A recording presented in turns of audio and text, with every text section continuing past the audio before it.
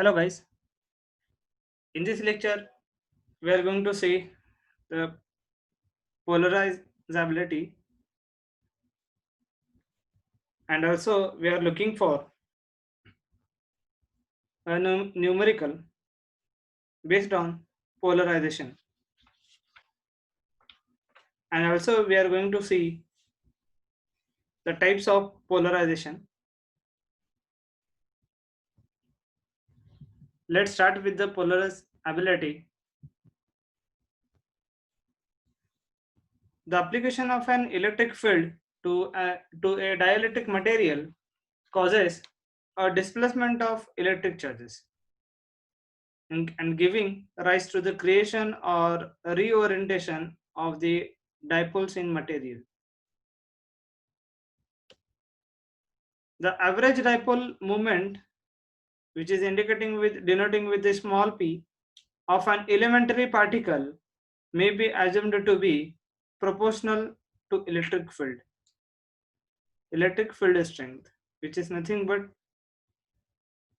capital E, that acts on the particle so that it can be write as P is equals to alpha into E.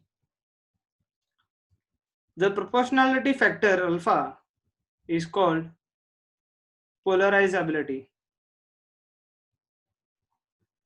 which measures the electric polarizability of the particle, that is, the average dipole moment per unit field strength.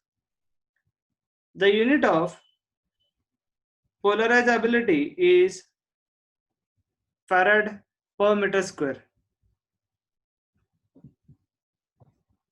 We know that the equation, as we seen earlier, the polarization can be indicated with the P is equals to epsilon 0 Xa into E, where Xa is the susceptibility and capital E is nothing but the electric field strength, and epsilon 0 is the permittivity of free space or vacuum. And also we know that the P is nothing but n into small p, that is, small p is nothing but a dipole moment. From by combining these three equations, P is equals to alpha E, P is equals to epsilon 0 Xe into capital E, P is equals to n into P. By combining this, we can calculate the proportionality constant or proportionality factor, that is polarizability, that is alpha is equal to epsilon 0 into xe divided by capital N, which is equal to epsilon 0 into epsilon r minus 1 divided by n. This equation links the macroscopic measured dielectric constant epsilon r to the molecular parameters and the number capital N of contributing the elementary particle per unit volume and the polarizability alpha. Let's see the example on the polarizability. Just read out the example first, then we will go for the solution. With reference to a two-dimensional Cartesian coordinate system xy, 4-point charges are located as follows: a charge of q coulomb at point 0, minus q at 10, 3q at 11, minus 3q at 01. The numbers refer to meters. Find direction and magnitude of net dipole moment of the system. So from this, as per this equation or problem statement, we have to calculate the dipole moment of the system. So how to calculate it? It is very easy. That dipole moment approaches from always from negative charge to the positive charge. So here, as per this diagram, it shows a nature of problem statement. So the 4 point charges are placed on the Cartesian coordinate system as a q coulomb charge is at 0 0. So you can see here in this figure, a q coulomb charge is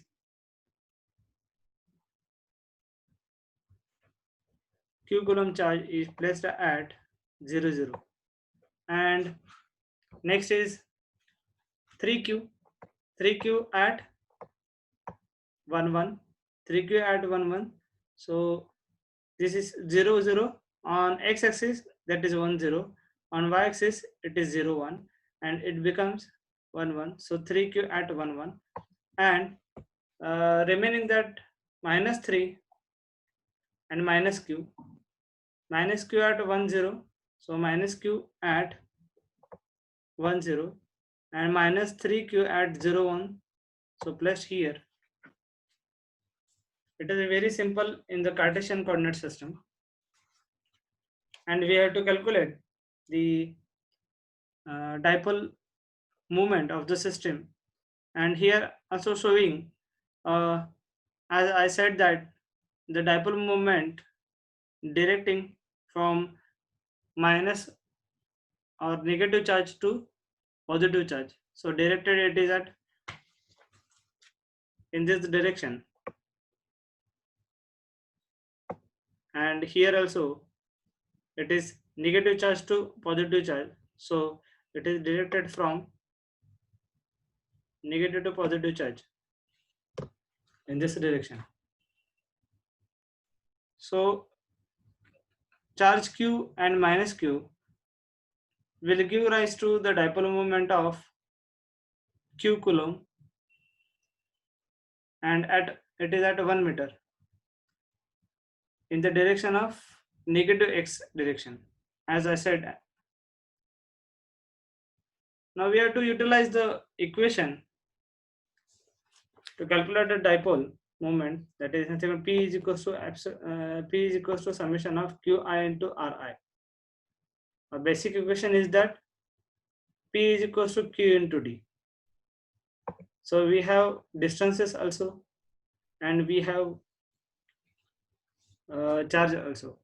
So simply with the help of coordinate system we can calculate it as the resultant dipole moment is nothing but 3q minus q is equals to 2q in the positive x direction. Here you can see that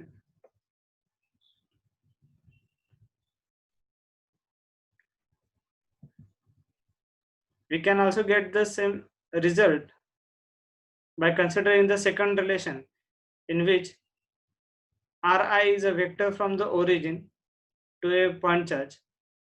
Ri as such can also be represented as Ri is equals to xi plus ji, where j is the rotational vector by 90 degree in anti-clockwise.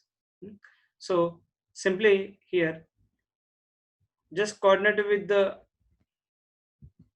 last diagram here shown. Q is having a 0 0, minus q 1 0. Like that, here we have to put q charge into distance 0 plus j 0. That is, this vector r have to represent as per this coordinate system 0 0. This it is picking from the same coordinate system 0 0. Minus q having a 1 0. That's why charge as it is minus q, and here 1 0. 3q, this is 3q at 1 1. That's why 3q charge coulomb as it is, 3q coulomb as it is, and here 1 plus j1, and last one minus 3 at 0 1. So it is with 0 plus j1. By calculating this, we are getting plus 2q. That is, positive sign indicates that it is a vector in the direction of positive x direction. Positive x direction. This is nothing but a dipole moment of a given system. Now, dielectric strength. Let's see the dielectric strength. In any material, the field intensity, that is capital E, cannot be increased indefinitely. If a certain value is exceeded, then sparking occurs and dielectric is said to be breakdown.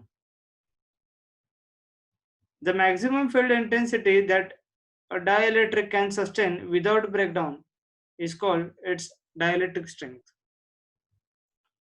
The dielectric strengths of different materials for a uniform field for a number of common dielectric materials are showing here in the table. As for the material A, for air, the dielectric strength is of 3 megawatt per meter.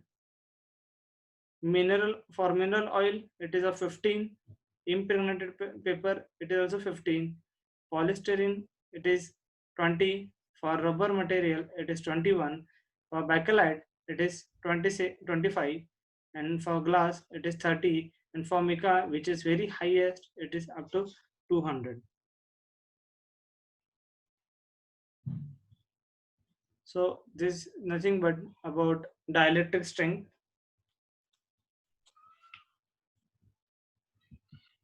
Now let's see the types of polarization. There are different types of polarization.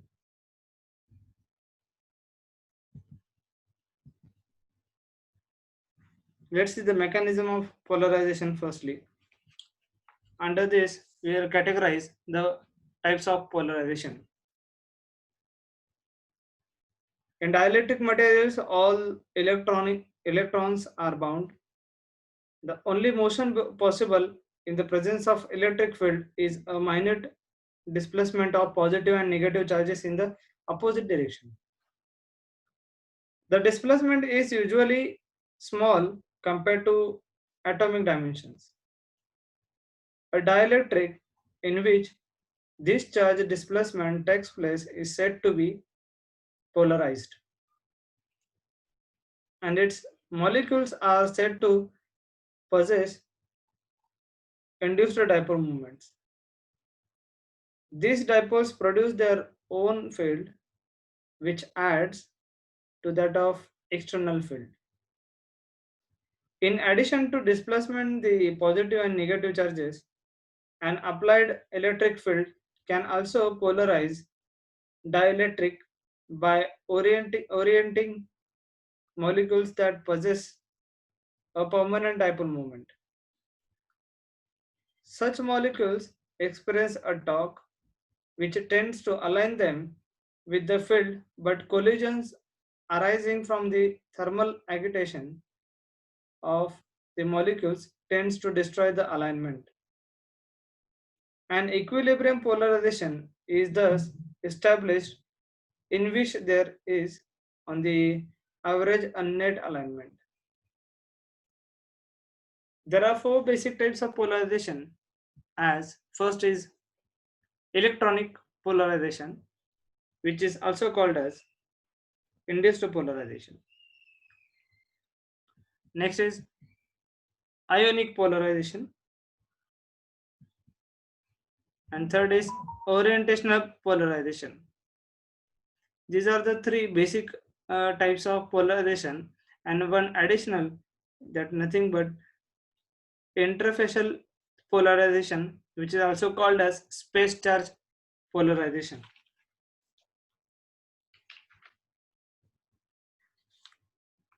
And the details of their each and every polarization type we will see in the next lecture. Thank you for listening to me. Thank you very much.